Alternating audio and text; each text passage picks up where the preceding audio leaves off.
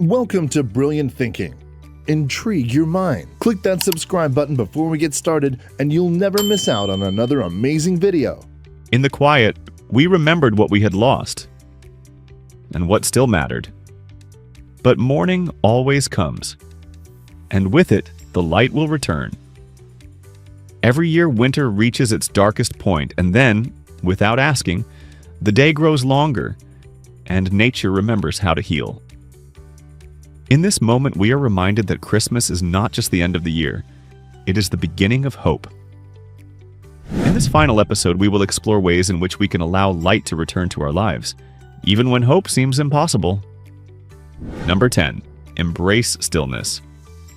Here's something most people get wrong about finding hope.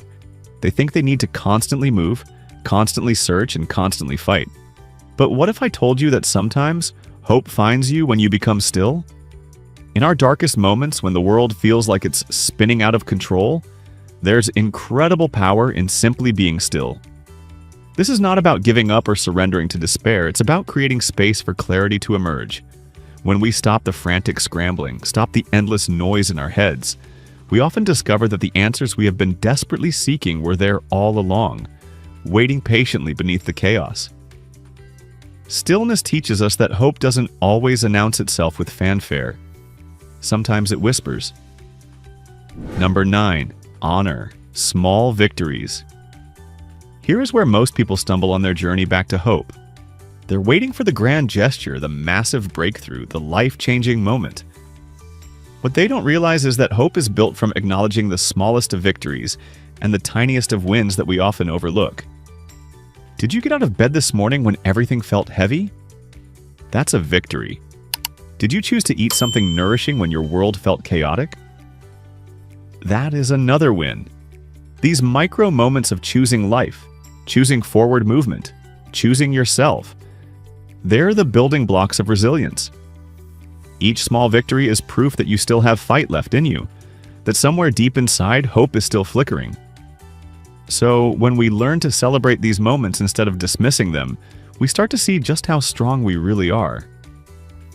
Number 8. Connect with nature. Now, this next one might sound simple, but it's scientifically proven to rewire your brain for hope. There's something magical that happens when you step outside and connect with the natural world around you. Maybe it's the way sunlight filters through leaves, reminding you that even the darkest forest has patches of light. Or perhaps it is watching a flower push through concrete, reminding you that life finds a way even in the most impossible circumstances. Nature operates on cycles, seasons of dormancy followed by explosive growth, nights that give way to dawn, storms that clear to reveal brilliant skies.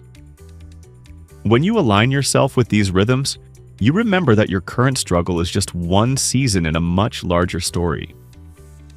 Nature doesn't judge your pain or rush your healing. It simply shows you that renewal is not only possible but is inevitable. Number 7. Rediscover your purpose. Here's what changed everything for me, and it might surprise you. Sometimes we lose hope because we lose sight of why we're here in the first place.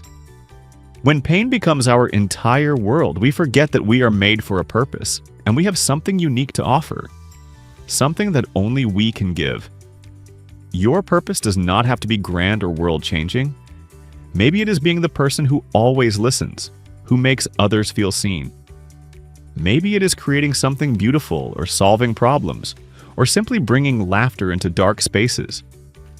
The moment you can identify and reconnect with that spark of purpose, even if it's just a short while, hope begins to grow around it. And we are reminded that our presence matters, that our story is not over, and that there are still chapters left to write. When you remember why you are here, you find reasons to stay. Number 6. Practice gratitude daily. I know what you are thinking.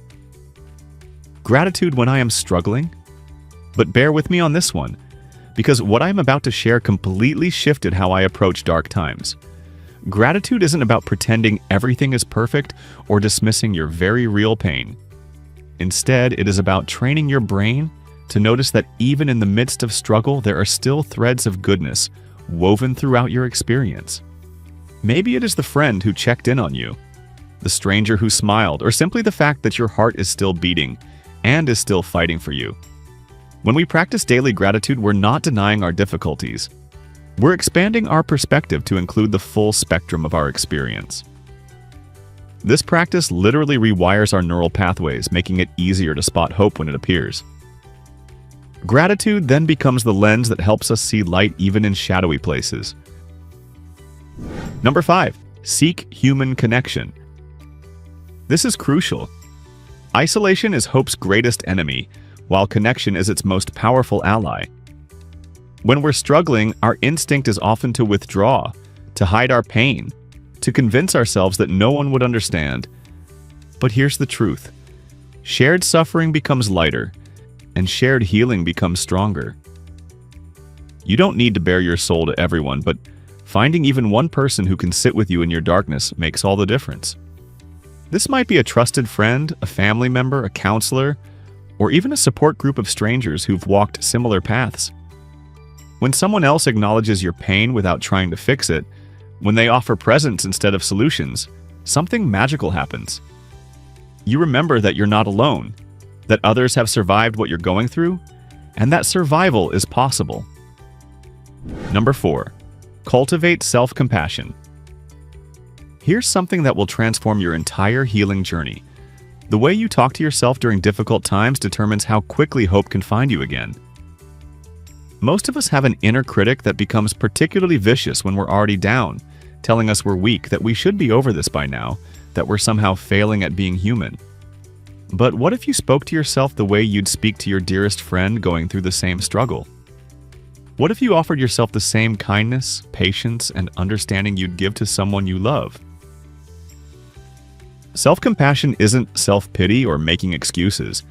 It's recognizing that suffering is part of the human experience, that you're doing the best you can with the resources you have right now. When you treat yourself with compassion, you create an internal environment where hope can safely emerge and grow. Number 3, focus on growth. Now here's a perspective shift that changes everything. What if your current struggle isn't just something to endure, but something that's actively growing you into who you're meant to become? This does not mean being grateful for pain or pretending it is a gift. It means recognizing that every challenge you face is developing muscles you didn't know you had, teaching you things you could not learn any other way, and preparing you for a future you can't yet imagine. Think about a tree that grows stronger by weathering storms, its roots digging deeper, its trunk becoming more resilient. You are that tree. Every difficult day you survive, every moment you choose to keep going despite the pain, every time you reach out for help, you're growing. This growth might be invisible right now, but it's happening. And this new strength, this hard-won wisdom, this deeper capacity for empathy, these become the gifts you'll eventually offer to a world that desperately needs them. Number 2, trust the process. This one is probably the hardest to accept, but it's absolutely crucial for your healing. Some journeys through darkness simply cannot be rushed, and that's not a flaw in the system, it's how the system works. We live in a world that promises quick fixes and instant results, but deep healing operates on a different timeline entirely. Just like a broken bone needs time to knit back together, or a deep wound needs time to heal from the inside out, emotional and spiritual recovery has its own rhythm that cannot be forced. Trusting the process means accepting that some days will be harder than others, that progress isn't always linear, and that setbacks don't mean failure. They mean you're human. When you stop fighting against the natural pace of your healing and start working with it, you discover a profound truth. The very act of trusting, even when you can't see the outcome, is itself a form of hope returning. Number 1, remember your resilience. And here's the most important thing I want you to understand. The fact that you're here, right now, listening to these words, is proof that you are far stronger than you realize. Think about it. Every single difficult moment you faced in your life, every heartbreak, every loss, every time you thought you couldn't go on, you survived all of them. You are literally undefeated by your challenges. That track record isn't an accident. It's evidence of a resilience that runs deeper than you know. This current struggle, as overwhelming as it feels, is not bigger than your capacity to overcome it. You've already proven that over and over again. The light hasn't abandoned you.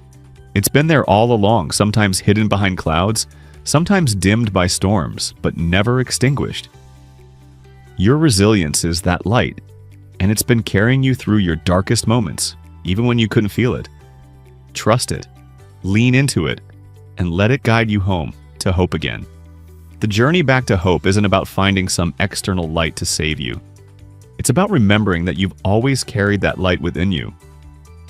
Even in your darkest moments, it's been there, steady and patient, waiting for you to notice it again. Hope isn't something that happens to you. It's something you actively choose, one small decision at a time. And every time you choose it, you make it easier for others to find their way back to the light too. Your healing becomes their hope, and their hope becomes yours.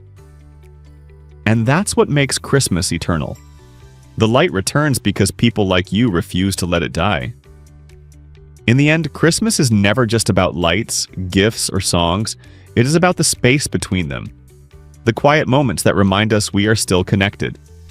And when the light fades and the lights come down, the glow does not vanish. It lives on in us. So wherever you are, may you find your light again. This was 2 Slides of Christmas, Light and Shadow, a brilliant thinking original series. Subscribe for more stories that make you feel, think, and see differently.